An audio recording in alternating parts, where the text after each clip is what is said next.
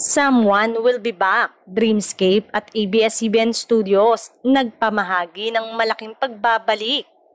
Nag-iwan ng matinding katanungan at excitement sa mga manonood ang teaser na inilabas ng ABS-CBN Studios at Dreamscape Entertainment nitong August 21, 2025. Sa isang simpleng poster na may nakasulat na Someone Will Be Back at ang petsang A2225, agad na naging usap-usapan ito sa social media. Walang idinitalye kung sino ang tinutukoy sa nasasabik na pagbabalik.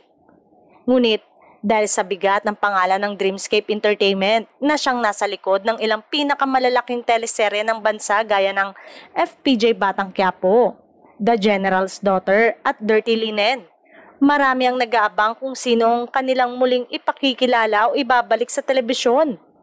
Mga espekulasyon ng netizen sa iba't ibang plataporma gaya ng Facebook, X, Instagram at TikTok.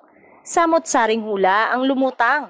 Posibleng pagbabalik daw ito ng isang karakter na nawala sa isang kasalukuyang teleserye.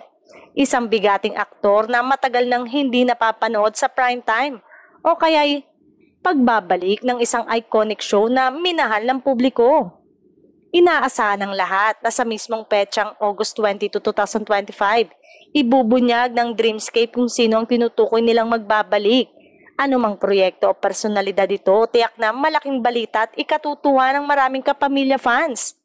Sa ngayon, nananatiling palaisipan kung sino nga ba ang someone na tinutukoy, pero isang bagay ang sigurado.